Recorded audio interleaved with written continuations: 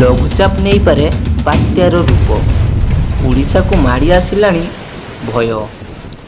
ସମ୍ପୂର୍ଣ୍ଣ ଖବର ଜାଣିବା ପୂର୍ବରୁ ଭିଡ଼ିଓକୁ ଗୋଟିଏ ଲାଇକ୍ କରନ୍ତୁ, ସାଙ୍ଗମାନଙ୍କ ସହିତ ସେୟାର କରନ୍ତୁ ଏବଂ ଯଦି ଆପଣ ଆମ ଚ୍ୟାନେଲରେ ନୂଆ ତେବେ ଚ୍ୟାନେଲକୁ ସବସ୍କ୍ରାଇବ୍ କରି ଅଲ୍ ନୋଟିଫିକେସନ୍ ଉପରେ କ୍ଲିକ୍ କରନ୍ତୁ, ଯାହାଦ୍ୱାରା ସମ୍ପୂର୍ଣ୍ଣ ସଠିକ୍ ଖବର ଆମ ଚ୍ୟାନେଲ ମାଧ୍ୟମରେ ପାଇପାରିବେ।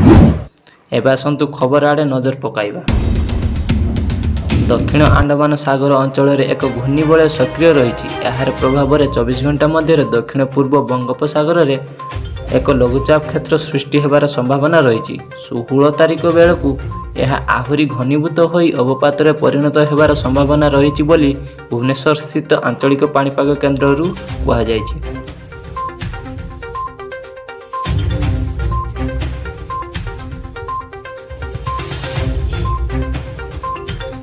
ଏହା ସହ 16 ତାରିଖ ଠାରୁ ରାଜ୍ୟରେ ବର୍ଷାର ପରିମାଣ ବଢ଼ିବା ସହ ଉପକୂଳବର୍ତ୍ତୀ ଅଞ୍ଚଳରେ ସମୁଦ୍ର ଅଶାନ୍ତ ରହିବ।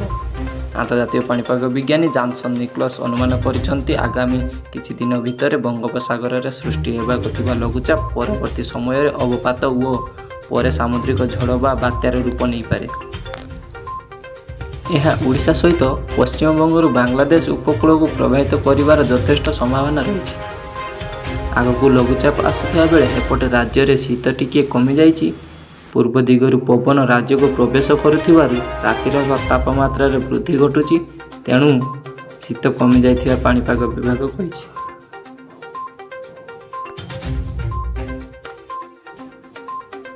ଏମିତି ଲାଟେଷ୍ଟ ଅପଡେଟ୍ ପାଇବା ପାଇଁ ଏବେ ସବସ୍କ୍ରାଇବ୍ କରନ୍ତୁ CK Play News ଓଡ଼ିଆ।